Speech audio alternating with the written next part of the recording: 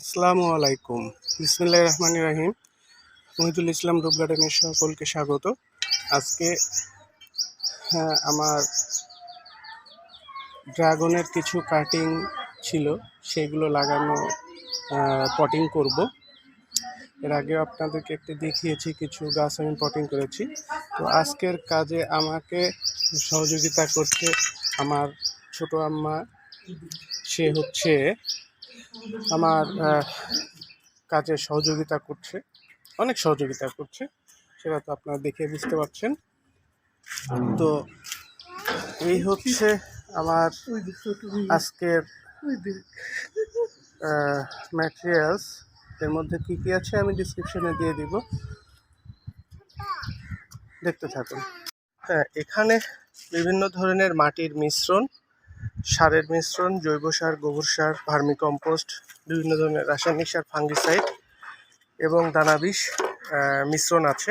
আমি যে পাইপটি অবলম্বন করব টবের মাঝখানে, সেই পাইপের সাথে আমি ছিদ্র করে নিয়েছি ড্রিল মেশিন দিয়ে এরকম আমি দুইটা রড ঢুকিয়ে দিয়েছি, দুই পাশ থেকে বেরিয়ে আছে। এতে হচ্ছে পাইপটা সাপোর্ট হয়ে সোজা হয়ে দাঁড়িয়ে থাকবে, হালকা চাপে যাতে বেঁকে না যায়। তো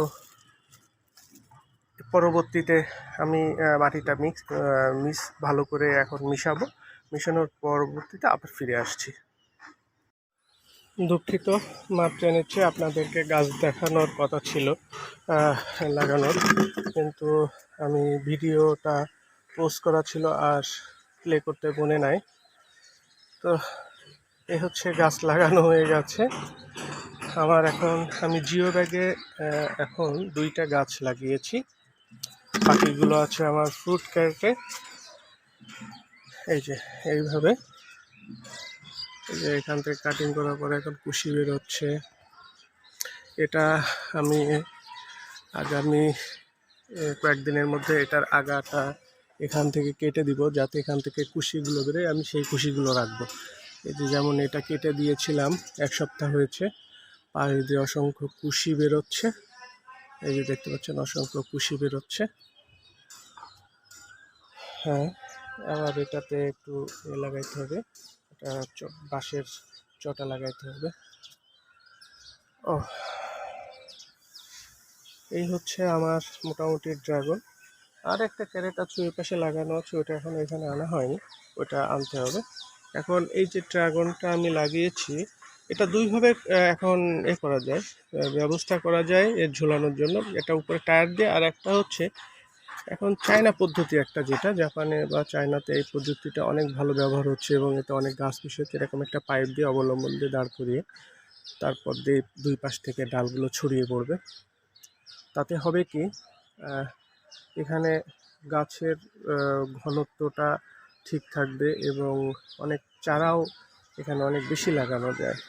আর এই পদ্ধতিতে লাগাইলে একটু জায়গা টায়ার দিয়ে লাগালে চারিপাশে ঘুরবে, যেহেতু জায়গা দুইটার মাঝখানে আবার একটু জায়গা থাকতে হয়। আর এটা আমি ওইভাবে করব না, আমি এটার মতোই করব। এটা পিভিসি পাইপ দিব দুই পাশ থেকে, যাতে দুই পাশে ডালগুলো দুই পাশে ছড়িয়ে পড়ে, দুই পাশে ছড়ানোর জন্য ব্যবস্থা করব। তো যারা ড্রাগনের জন্য মাটি তৈরি বা কী কী উপাদান দিয়ে মাটি তৈরি করতে হবে সেটা যদি দেখতে চান, আমার এর আগের ভিডিওতে দেয়া আছে,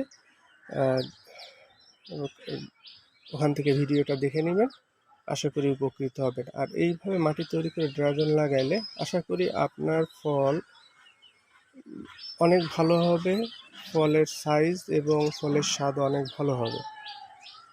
সবাইকে ধন্যবাদ এতক্ষণ আমার সাথে থাকার জন্য। আসসালামু আলাইকুম। ভিডিওটি ভালো লাগলে লাইক, শেয়ার এবং সাবস্ক্রাইব করবেন, পাশে থাকা বেল আইকনটি প্রেস করে দিবেন।